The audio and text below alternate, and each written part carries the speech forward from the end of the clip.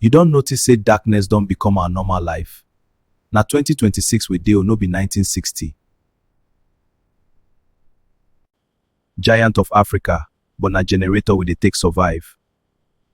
Country we suppose shine, dey hide for darkness. Food don turn luxury, generator don turn family member, and NEPA na visitor wey no dey stay. Small small business dey die. Barber no fit barb, welder no fit work.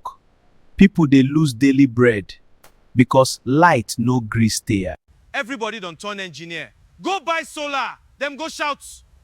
As if na solar them promise us for campaign. When them dey campaign, na steady light we hear.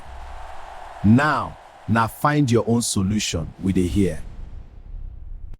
Children no fit sleep. Parents dey calculate fuel. Life hard, and darkness dey make am harder. Government, una dey see this thing? Or una don sleep join the darkness?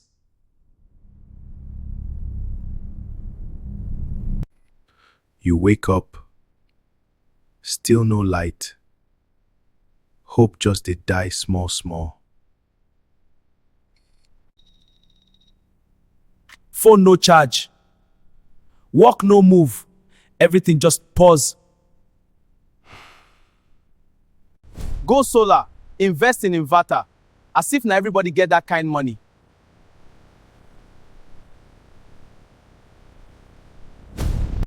Market woman dey cry.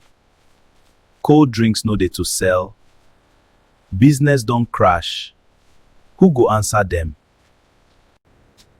Youths wan hustle, but system no send. How country go grow when light no dey? Giant of Africa, but we dey operate like village.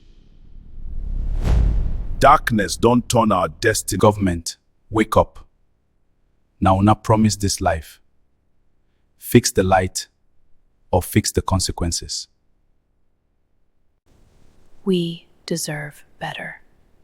Watch full story for YouTube. Drop comment, make them hear our voice.